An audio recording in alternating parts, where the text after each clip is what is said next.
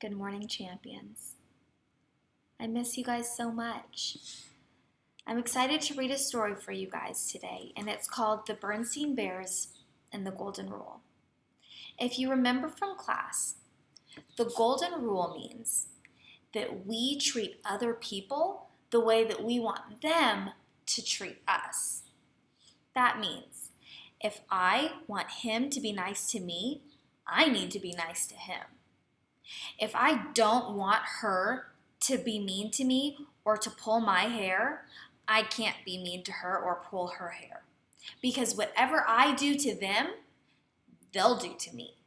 So if I want everyone to be kind to me, I need to be kind to everyone. The Golden Rule is one of the most important rules that we have.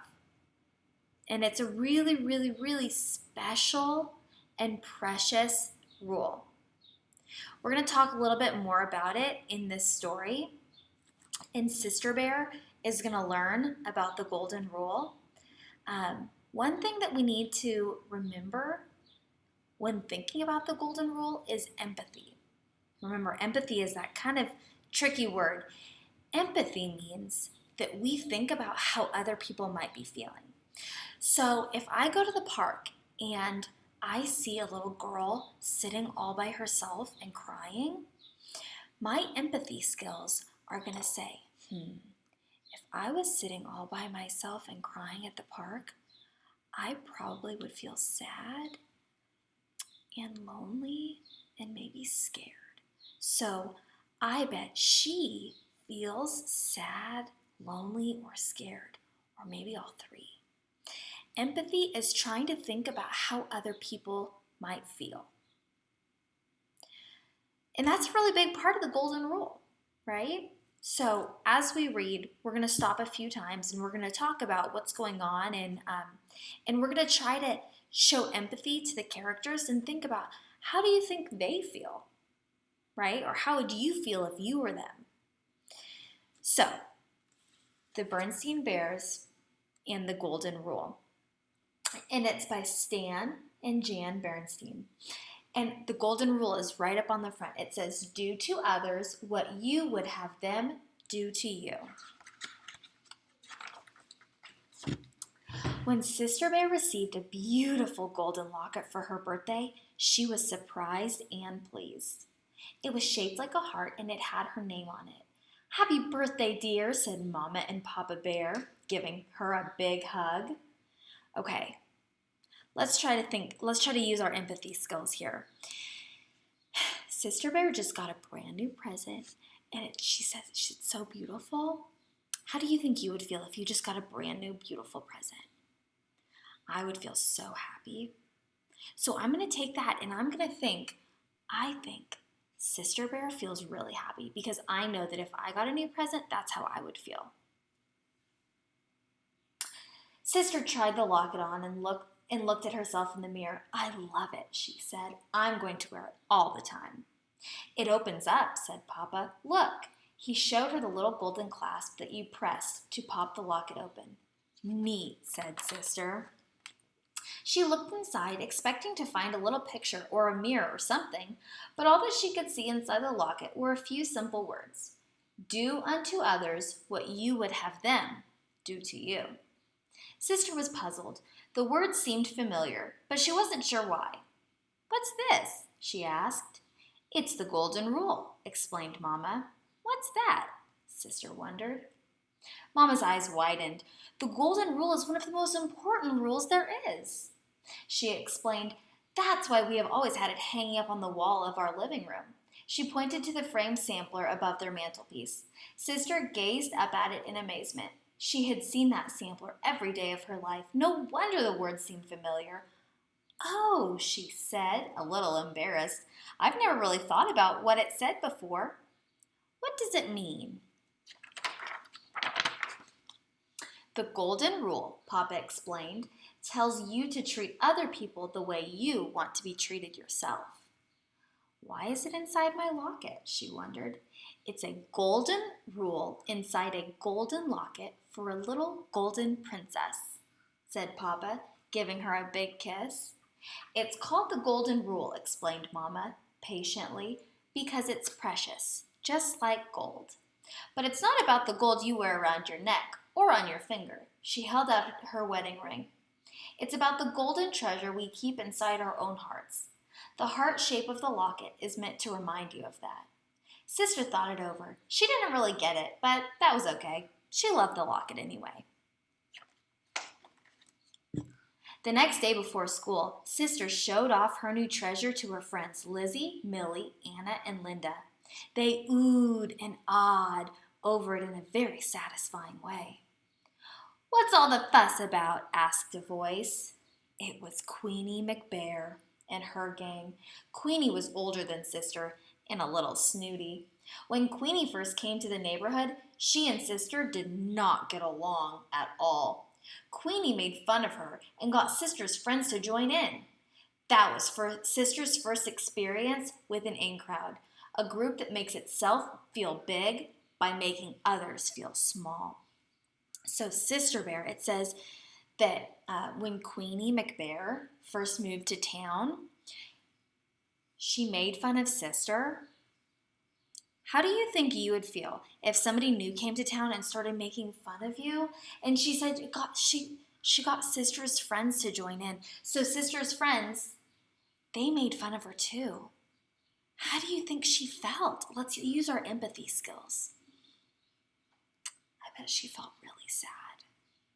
If it was me, if my friends were all making fun of me, and somebody new who just came to town was making fun of me too, I would feel so sad. I would feel itty bitty, so little. "Oh, hi, Queenie," said Sister. "I was just showing the kids my new locket." Over the years, Sister learned to get along with Queenie, but they were never the best of friends. "Let's see," said Queenie. She looked the locket over. She was not impressed. She herself wore big hoop earrings and lots of beads and chains. "Cute," was all she said, and she walked away with her friends. Queenie still had her own in-crowd. They were a group of the older girls who liked hanging out together and acting cool. Mostly they spent their time painting their nails and giggling about boys.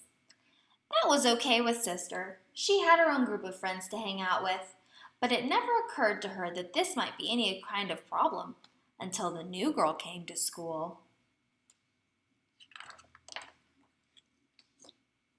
Her name was Susie McGrizzy. It seemed like a funny sort of name. For one thing, it had a lot of Z's in it.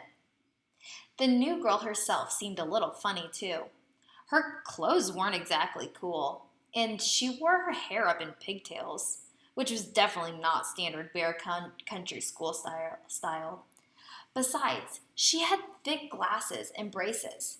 Not the cool kind with lots of different colors like Millie wore, just plain old braces. Okay, so a new girl, Susie McGrizzy, came to school. And they think she's kind of funny because her name is funny. She doesn't wear the same clothes that they wear. She has braces and glasses, and she has a different hairstyle. So they think, I don't know, she seems kind of funny. Now, just because somebody looks different from you, does that mean that they're weird? No. Does that mean that you shouldn't be friends with them? No. Guess what?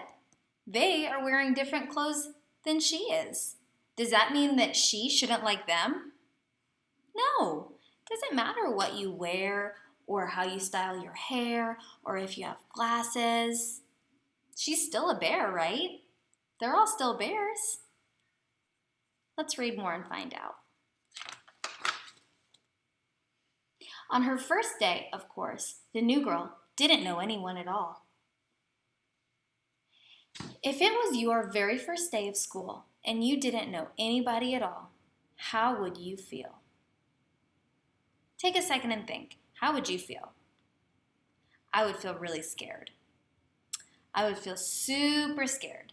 If I don't know anybody, I don't have any friends, I don't know the teachers, I don't know the rules, I bet Susie is feeling a little bit scared. At recess, Sister noticed her standing off by herself in the corner of the playground. She looked sort of sad and lonely. Sister was thinking about going over and introducing herself when Lizzie and Anna came up. "Hiya, Sister," said Lizzie. "We're getting together a game of hopscotch. Millie and Linda are over there. Come on." Sister began to follow them, but she paused and glanced back to where the new girl was standing all by herself. The new girl looked lonelier than ever. "Wait a minute," said Sister. "What about the new girl? What's her name? The one over there. Maybe we should invite her to join in. She looks pretty lost and lonely." Is that kind? Yeah, that's absolutely kind to say, "Hey, she doesn't know anybody, and I know she looks a little bit different than we do, but she looks sad and lonely. Should we ask her to play?" Of course you should, right? The other girls were surprised. "Susie Whoosie Face?" said Lizzie. "She has weird clothes," said Anna.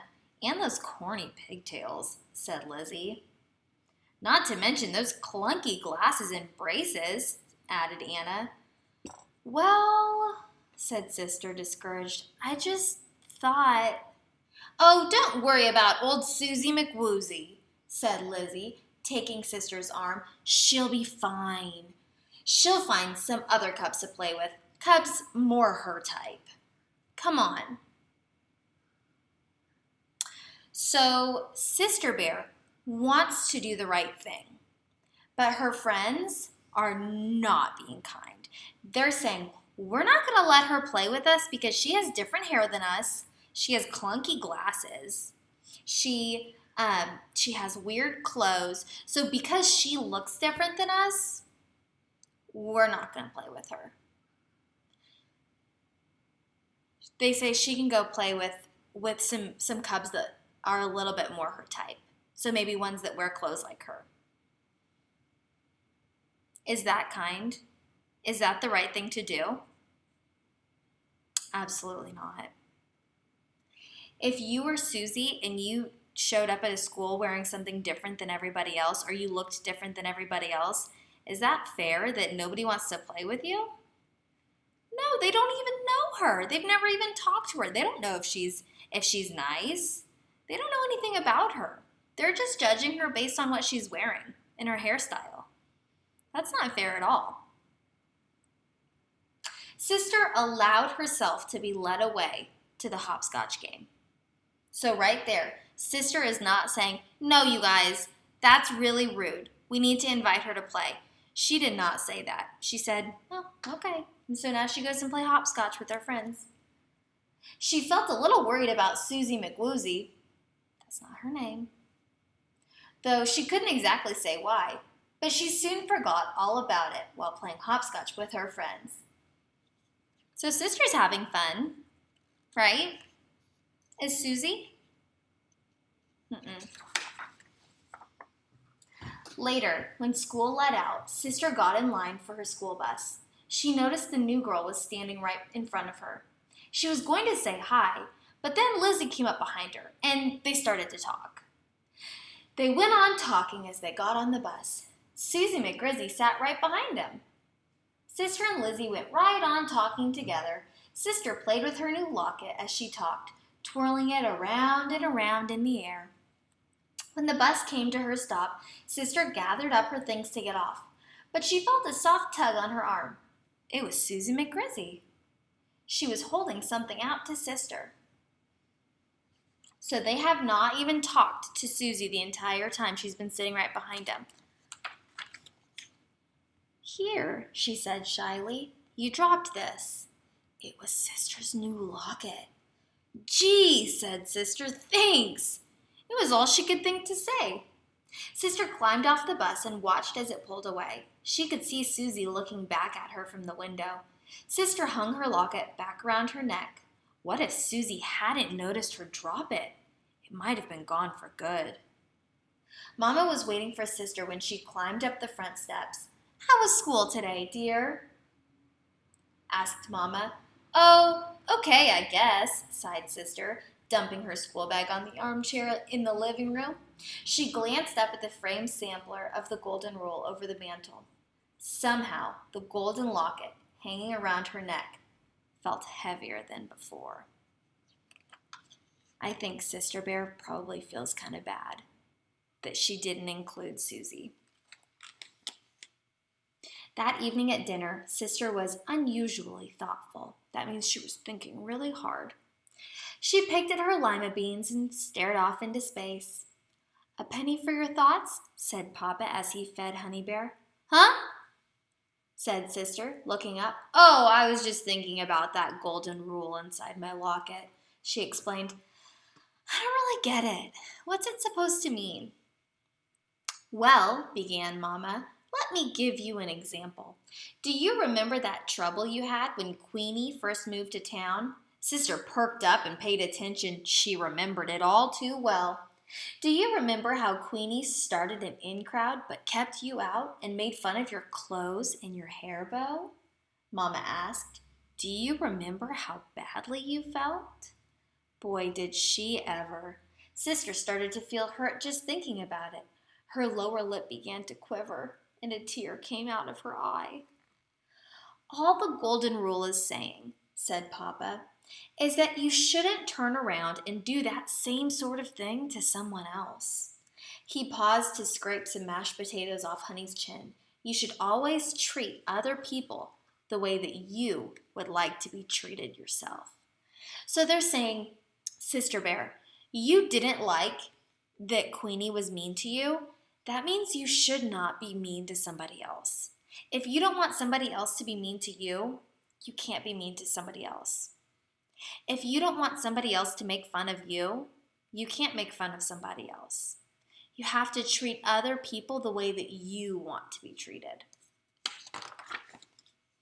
But I would never do anything like that, said Sister. Besides, I don't even have an in-crowd. Oh, no, said Brother, who had been taking all this in. What about Lizzie and Anna and Millie and Linda? You play with them all the time, but I never see you asking anyone else to join in. That's different, protested Sister angrily. I'm just playing with my friends. We're not trying to keep anyone out. Of course not, dear, soothed Mama. I'm sure you and your friends would never dream of keeping other cubs out of your group. Had they actually kept other bears out of their group? Yeah. Sister Bear grew very quiet. Now that she thought it over, she wasn't quite so sure. Not so sure at all. They had made fun of Susie and kept her out of their group because of the way that she looked. They didn't even try to talk to her or get to know her first. They just saw the way she looked and they said, you can't play with us. The next day at recess, as soon as Sister came outside, she looked around the playground for Susie McGrizzy. She soon spotted her sitting off by herself under the big oak tree at the edge of the schoolyard and reading a book. So she's still all by herself. Sister marched right up to her. Hello, Susie, she said brightly. Susie looked up in surprise. Hello, she said shyly. I'm Sister Bear, and my friends and I are going to play some hopscotch, Sister told her. Would you like to join us? Susie's face lit up. Oh, I'd love to, she said with a big bracy grin. I love hopscotch. Terrific, said Sister. Do you want to see my locket? Sure, said Susie. Okay, said Sister. Come on, I'll show it to you over there. Sister took off, and Susie chased her, laughing across the playground to the hopscotch square where Lizzie, Millie, Anna, and Linda were waiting. Sister's golden locket gleamed in the sun as she ran. So,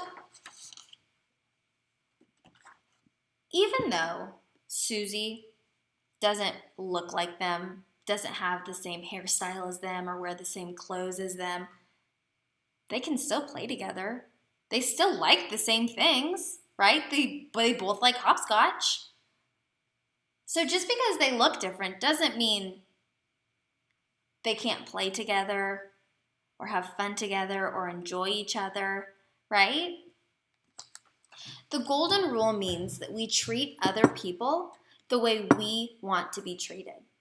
If you want others to do good things to you, you must do good things to others. If you want others to tell you the truth, you need to be honest with others. If you want others to be kind to you and to be your friend, you need to be kind and be a good friend to others. It does not matter what they look like, what they wear, what their name is, how they do their hair.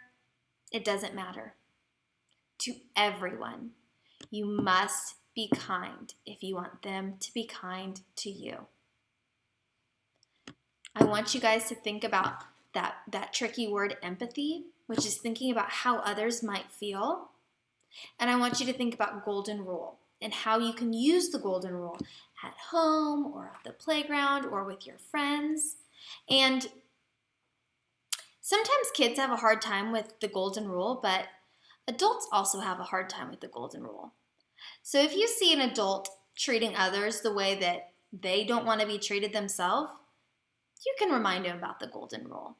Say, don't forget, you have to treat others the way you want them to treat you. I miss you and I love you so much.